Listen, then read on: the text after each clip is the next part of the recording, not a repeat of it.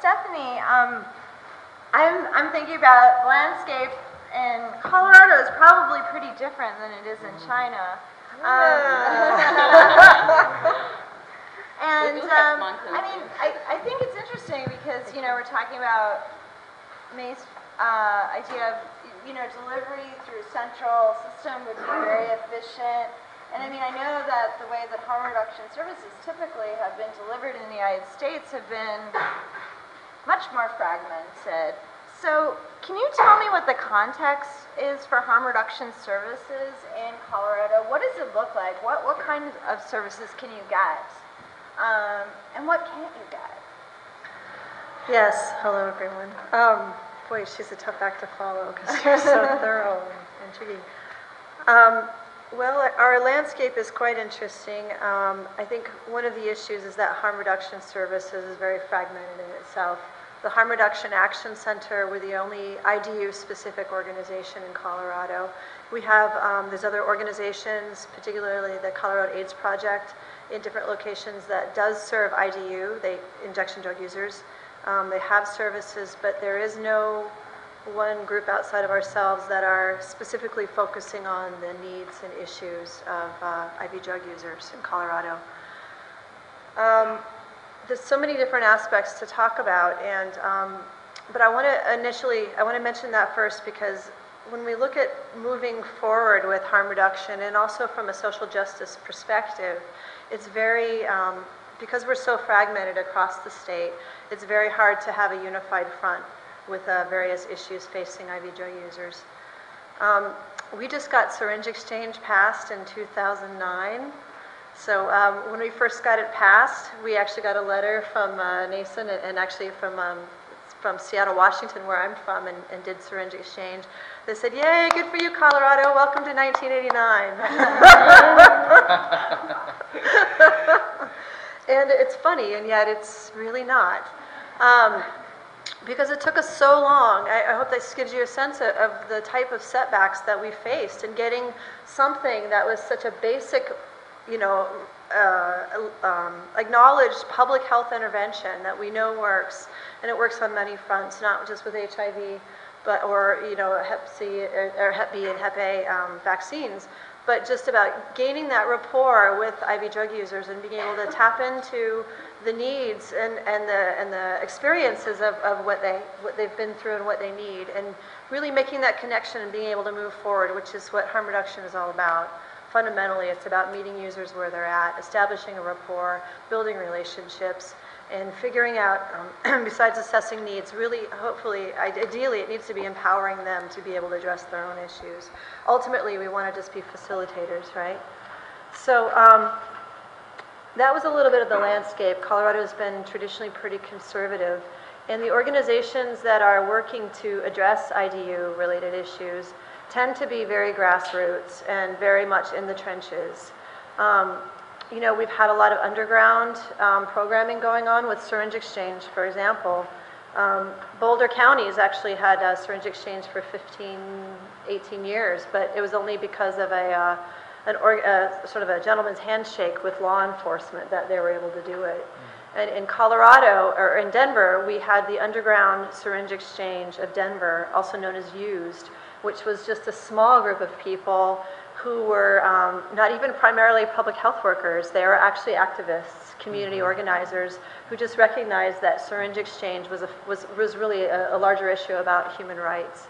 And so that was a really amazing thing, and I just need to mention those things.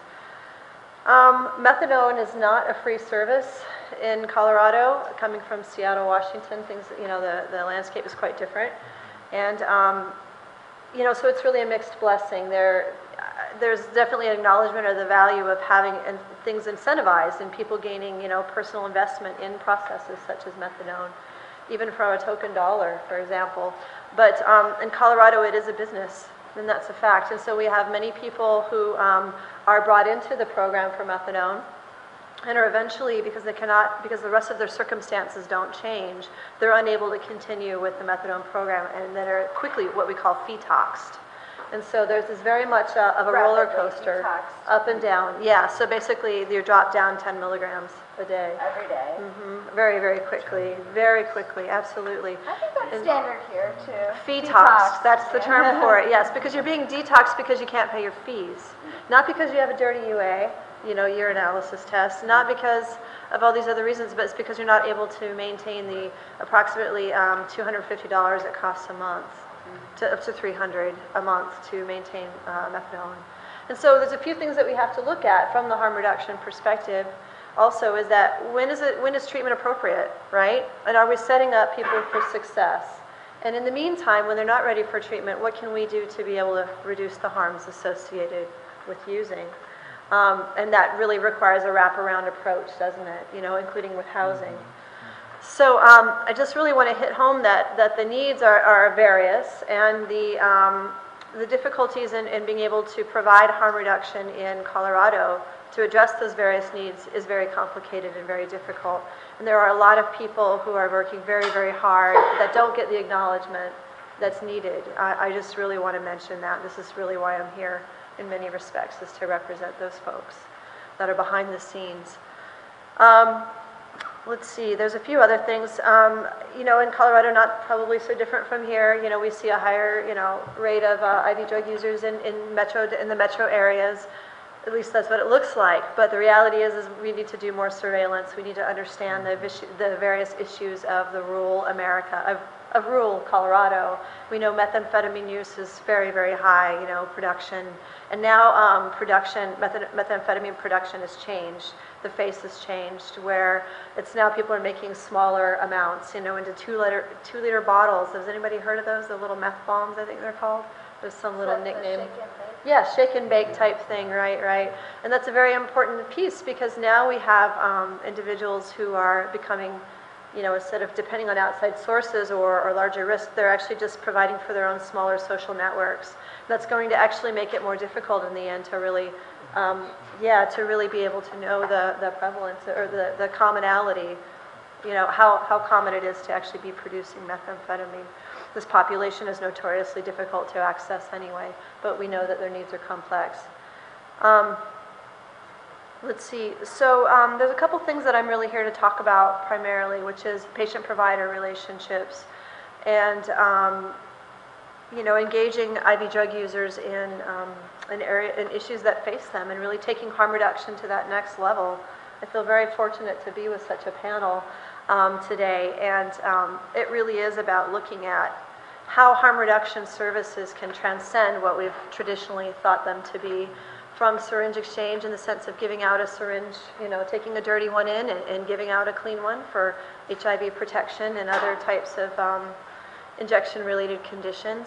But how do we really take things to the next level, where we really can even start to address the social justice aspects of the needs of IV drug users, and more importantly, not just exclusively IV drug users, but how does this apply across populations, marginalized, disenfranchised populations? And that's where my personal interest lies very strongly, and that's the approach that I've taken with looking at patient-provider relationships and also engaging IV drug users in work that affects them directly. So just to touch on some of the, and if there's any questions at any time, I don't need to be a rolling monologue. We'll try to get questions at the end, so that we can. Sure, okay. Yes, okay, whatever you prefer, okay. So we looked at a couple different elements with the patient-provider relationship, and my interest was to really look at perceptions of providers through the IDU, through the eyes of the IDU. And it's interesting, what I really wanted to demonstrate in this was not just that, how do I say this? I wanted to really point out that the issues facing IV drug users and their relationship with providers is not unique. It's really largely not unique. I really wanted to demonstrate that the perceptions of discrimination, the perceptions of intolerance are not specifically focused on IDU, that these issues really transcend populations. They're across the board. And to really look at, the same issues that we look at in cultural competency in healthcare around Well, where is the difference between where discrimination is actually happening versus where the actual structure of the facility or the organization is not very effective? When I have IV drug, for example, IDU reported in this study that we did, they said, yeah, I end up having to wait in the emergency room forever and ever and ever, and I know it's because they know I'm an IV drug user, and I have to sit there 6 hours just to get something looked at, to get an abscess looked at. Whereas in reality, it may be just that the emergency room is very inefficient. You know, the bigger point there is that there's that perception of discrimination, which is equally as powerful as discrimination being real. And so those things really have to be considered. We have to look at things in the bigger context. Some of the other results were the idea that people felt that they were being tagged or targeted as IV drug users or blacklisted or red flagged. And that certainly happens. We have some changes going on in our pain management programming and some other things in Colorado. Is that in terms of being able to access medication should they need it? Yeah, what people were reporting is that they would go in for a shoulder injury or something had happened, especially because many are homeless. So there's all kinds of things that happen, and they felt that they were not getting the medications that they needed because they were identified as an IV drug user or as a former IV drug user. Many people have reported, I think it was approximately, 40% of participants had an abscess in the last year, and only about 15% had actually gone in to get that abscess addressed. And the number one reason was that they felt, I mean, of course, there were many people that felt they could do it themselves, but when the question was taken a bit further, it was because they were afraid of discrimination in the sense of that they were going to be treated roughly, and also that they would not get the pain management that they needed. Many people are also afraid to go into they're afraid to access medical care despite their chronic conditions, some of which is hepatitis C, but is also things like diabetes, COPD for the older IV drug users. Many are afraid to go in and get these needs addressed, especially if they think they're going to be hospitalized because they're afraid of going through withdrawal. That's a really big concern. These are some of the issues that are faced, and I also want to mention too that when it comes down to looking at the breakdown about who accesses services and the types of services they need, what we also find is that the majority of IV drug users, especially that are homeless, are utilizing mobile clinic services, or they're utilizing the homeless, called the Colorado Coalition for the Homeless, their Stout Street clinic. So they're not even the quality of health care available to them is very, very limited to begin with. And where they do access tends to be already overstretched. They do report that they prefer to go to clinics that are, they see as being more compassionate. They actually prefer to go to the Stout Street Clinic, even though the waits are really, really long and it's very, very difficult to get the needs met. But they're willing to go there because they feel that they're treated compassionately and with understanding. And instead of actually going through the Denver Health, and some of the other indigent-based programs. I think that's also very interesting. I think those are the primary pieces, and I'm sure I'm leaving out some, but I think those are particularly important because I'm hoping that you can relate to some of these in your own state, and especially when we look at, again, those wraparound services as they apply to harm reduction, and we have a very close relationship with Colorado Coalition for the Homeless. If anyone has not had the chance, I really recommend you read the book Righteous Dope Fiend. Great, I forget the author right now, if anyone knows. Anyone? Righteous Dope Fiend, look it up, yeah. It's an anthropologist, who's really looked at, especially with the street homeless, or the street homeless IV drug users. I feel like I should. And just briefly, I mean, dealing with this population who has a hard time accessing healthcare, feels stigmatized, is discriminated against, is precariously housed, if housed at all.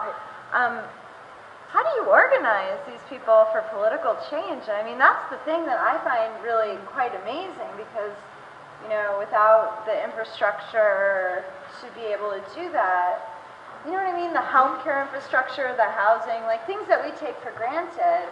And I mean, how many people really are active in going out and pursuing doing advocacy work who are housed and have enough to eat and have medical care, like very few.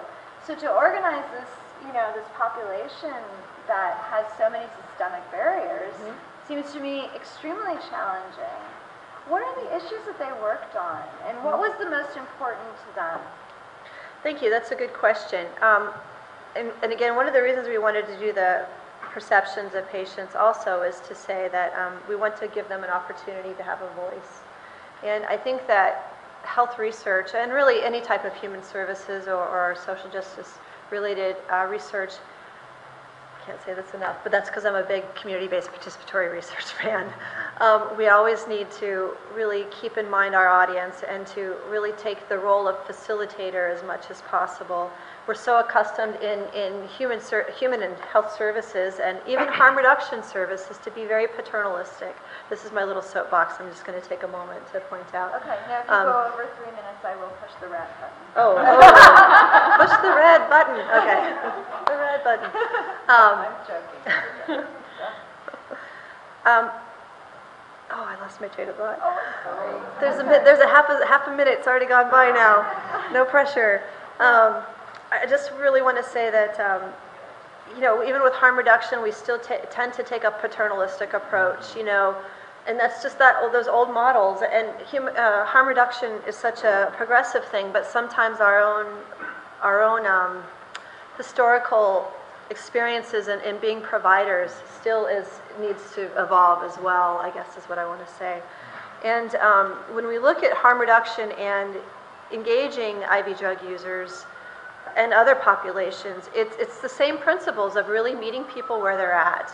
Just as we do, in HIV, prevention or hepatitis C, prevention, transmission, acquisition. We meet them where they're at and try to set, goals that are realistic, but it's not so different in community organizing. I worked in long-term care for a long time in therapeutic activities, and I can't tell you how much that I use those skills on a regular basis, because what you learn to do is you learn to work with people within their cognitive abilities, within their psychosocial, capacities, also where they're at from their personality perspective of like whether they're natural leaders or not. There are natural leaders and people of interest, people that are natural helpers or natural leaders in communities. And we tend to go for those, especially in public health. But there's so many other opportunities to cultivate people in different levels. And also I want to mention the issue around their actual addiction and what it takes for them to be able to get their basic needs met. So those are things that we have to think about when we're really looking at how we can successfully set up people or clients, I don't even want to say clients, but participants, to be able to engage in harm reduction related advocacy. I think that's such an interesting way of thinking about community organizing as a harm reduction, because it's true, with community organizing, you're trying to find out where people are, meeting them where they are, and, kind of maybe focusing their attention on what their issues are and deciding what it is that they want to do within their community. I hadn't really ever thought about the intersection of harm reduction and community organizing. It's really, really interesting. And I know that we're running a little late, so if we could maybe move to Ed and then open it up to discussion. Do you want to talk more about what they're... I'd like to just touch on the things that they're... project that we did. Okay, absolutely. Really briefly. Okay. So yeah, those are some of the key points that you have to look at when you're engaging IV drug users in harm reduction or services, but also advocacy opportunities, community organizing.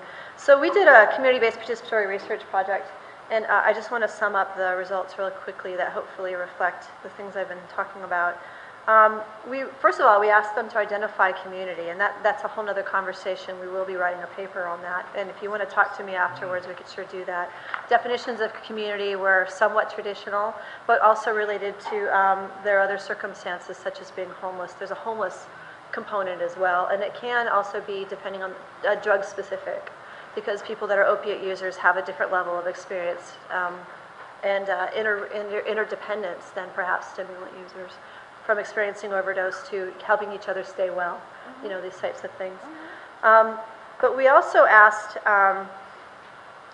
like what their experiences with researchers have been, and they talked about that it was largely positive. However, the things that they really asked for, I'm just trying to summarize very quickly, is that they felt that that researchers really needed to walk in their shoes. And this is really important because you can have plenty of workers or plenty of researchers that are really wanting to be of help and wanting to be of service and understand the experience. And it's not that you have to come directly from that experience, but you have to at least spend some time with people outside of the actual research context. Recommendations were spending time in camps, you know, actually spending time in places where IV users hang out outside of the actual research environment. That was a really big piece. But the other part too is that they may have felt like they had a say in the research and they felt like they're contributing to research processes, but they still really have this perception that it's really up to the researchers to take that information and use it and speak on their behalf. And to me this is very important because when we look at, okay, great, as researchers, you know, and you know, advocates, we can bring things to the table, we can collect the data, we can get the information, but how do we move forward to that next level where we actually have the community speaking on behalf of themselves? And this is so difficult, and it's so difficult on many, many levels. But this is where the gap really starts to happen. This is where that learned helplessness comes in, and this is where that passive, you know, the idea that it's like, okay, my only job here is to provide information. Whereas it really should be, my job is to provide information. In fact, you're supposed to help me figure out how to get that information collected. And then you're going to help me figure out how I can use that information based on my community's interests. And this is really what community-based participatory research is about, isn't it? And I think that that's really where things need to move. And so those are the most important elements I needed to speak on. And if you want to see me afterwards, or you know, you can certainly do that. Thank you. Well, thank you so much. I mean, I think that raises so many issues. The idea of organizing, you know, injection drug users and people who are really some of the most vulnerable people in society requires just such a careful touch. And being able to empower these individuals to make changes in their own lives has to have, I would imagine, short-term and long-term benefits for the people who are involved. So I think that's just fabulous. It's a cumulative effect, yes, too. I would imagine. You know? And sorry, but you do also have to ask the community IV drug users what is important to them, because sometimes it's not what we think it's going to be. We thought it would be syringe exchange, and people engaged in that. But later on, it became that they wanted to address violence experienced by the homeless as a hate crime. It wasn't drug related specifically. Exactly. And so I think sometimes we always have to be careful about knowing really what is the interest of the community. Thank you. And I mean, it seems like we can so easily project what we think it is. Well, you're a drug user, so your interests are going to be around drug use, but that might not at all be what it is. I really, really think that's so interesting, the overlap between harm reduction principles and the community organizing. And thank you so much, Stephanie. I think that was great.